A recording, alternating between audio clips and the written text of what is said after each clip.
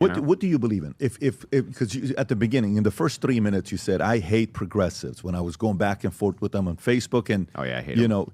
Tell me, one, what you believe in. And you made one of the points on why you hate progressives. When you asked me the question, you're like, so twin brothers, incest, why is that wrong? Right? But the reason I hate, I'll explain to you why I hate progressives more than anything. Progressives have been, for the last 10 years, actually more, running around calling everybody who disagrees with any of their crazy-ass values fascists and authoritarians and dictators and things like this. These are the people who brought us the lockdowns, the state-issued garment of the mask, right? Mandatory vaccines they wanted. They wanted vaccine passports. They shut down businesses. They gave us a fascist state. So when these people are in charge, they give you fascism. That's what they do. And yet, all I ever hear these people do is run around. That's what they call him. They call him a fascist. I've heard him do it many times.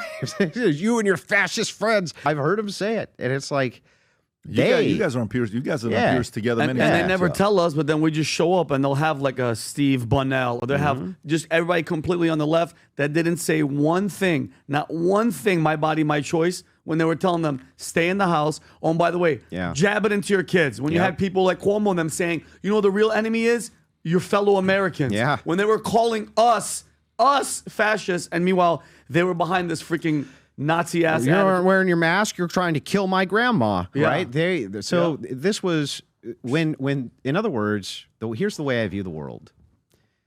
Christians, if they are not in power, if they're not ruling, they're going to be ruled. That's it.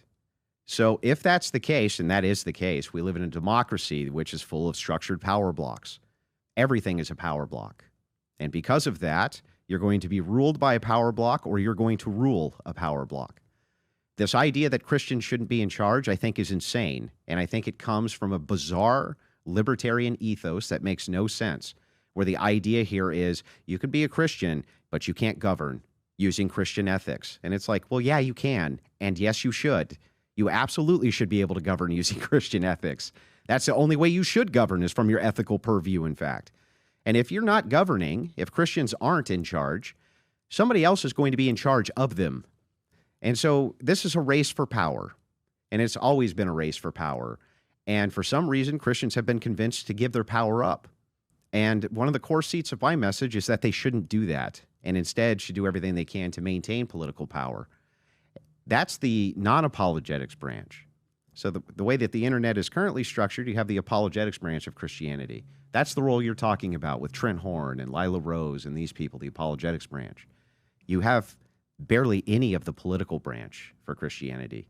No good representation on that side. Politics is ugly, and it's mean, and it's brutal, and it's not fun, and it's full of slings and arrows and mudslinging and reputational assaults and reputational damage, right? That's what it's full of. I just wish that the apologetics arm would get their shit together and understand that the very things that they're trying to fight against, abortion, things like this, they need the political arm for. And if they're not willing to engage in it, then they should at least support the people who are, instead of endlessly criticizing them. And that's all they do. That's all they know how to do. But that's the way I see it. I see it as a power block struggle. You're either going to be ruled by the lunatics of the world, or you're going to rule the lunatics of the world.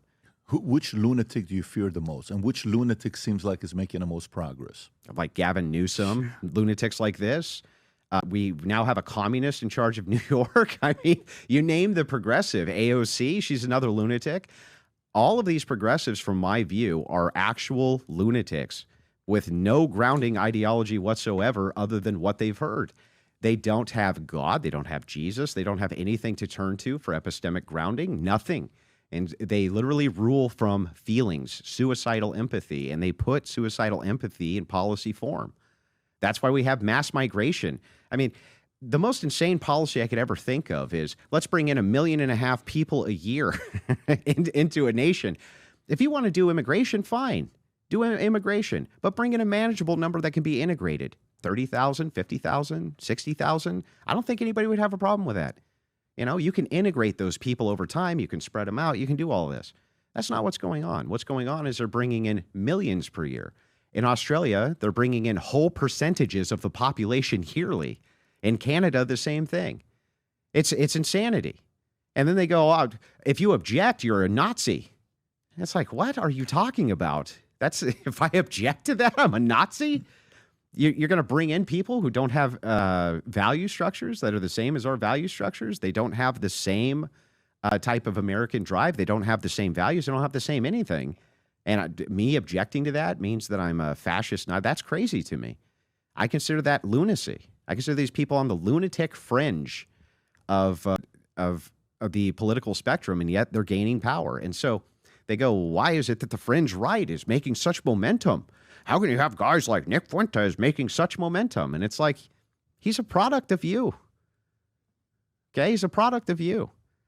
You say, well, how come his message has come? How come his message's time has come? It's like, because of you. You made it inevitable. It was really funny. Fuentes used to say, America first is inevitable, and people would scoff, right? And then the left made it inevitable. Think about what they did. They deplatformed the guy. They said, make your own technology, smart guy. So he did, right? So he makes his own streaming platform, right? Next thing in the headlines, Nazis making their own streaming platforms. Well, you told them to. You deplatform from the one place that you can engage with him publicly that would get normal people to view him, right? And others like him. And you threw him off of that. And they went and they built their own platforms, not just him. Gavin did it too, Gavin McGinnis, right? Stefan Molyneux had the largest philosophy show. I loved watching that show. Okay, loved it. I would drive for hours listening to Stefan Molyneux prattle about philosophy because I'm a dork like that, right? Hours of listening to this guy prattle. And I'd always say, one day I'm going to debate this fucking idiot. But I like the guy. Did you or no? I haven't yet. Okay. I will. But I like the guy quite a bit. Don't get me wrong. I really do. But I would listen to him for hours, these guys. And YouTube systematically threw them all off the platform, not because of any actual violations to their terms of service. What they did was they reacted to the liberal progressive base and then based their terms of service on that reaction. And then the counter narrative was, well, go build your own. So they did. They went and they built their own. So now they've built all their own, and then they start amassing this huge audience completely unopposed. Okay, well, times are a-changing. Now X is bought by Elon Musk. Suddenly that's freed up. They're all allowed to come back on X.